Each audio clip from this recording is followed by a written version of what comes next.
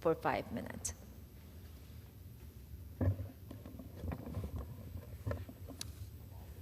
Madam Speaker, about 20 miles outside my district in Franklin, Tennessee, a 63-year-old is facing some of the worst charges on the books, including assault and rape. And it breaks my heart to say these crimes involve children as young as 9 years old. Investigators have identified several victims, but they're asking more to come forward as some of these crimes go back more than a decade.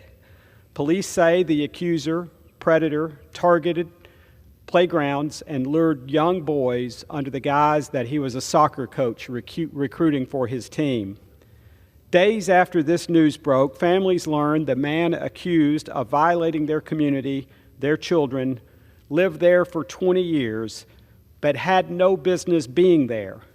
The accused man is an illegal immigrant.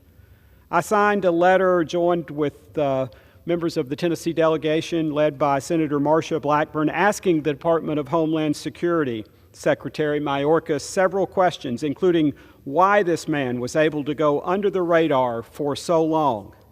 This is a very grim example of the very real consequences open border policies are having on state after state, county after county, community after community.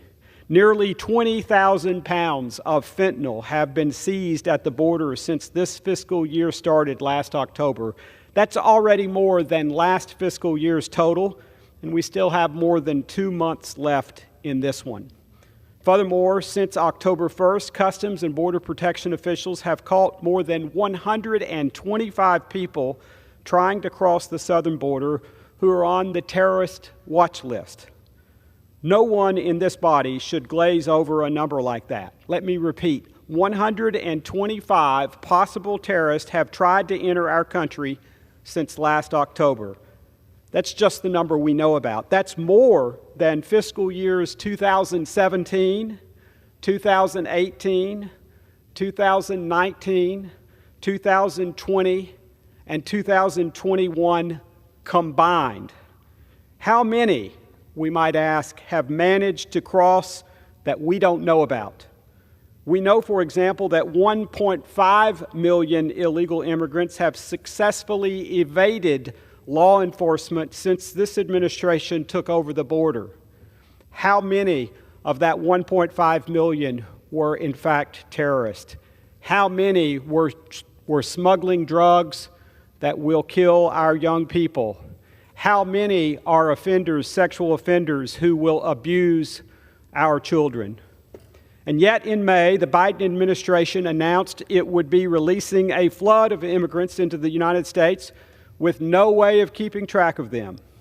Instead of getting a grip on this humanitarian and national security crisis, this president and his administration have been busy fighting Title 42 and the Trump-era Remain in Mexico policy.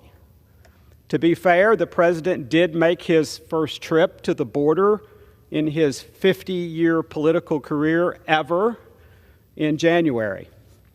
As we continue to see records being broken, crime soaring, fentanyl popping up in all corners of our country and taking the lives of an entire generation of young people, overdose deaths rising, Madam Speaker, I rise today to once again implore President Biden and Secretary Mayorkas to do their constitutional duty and secure our southern border.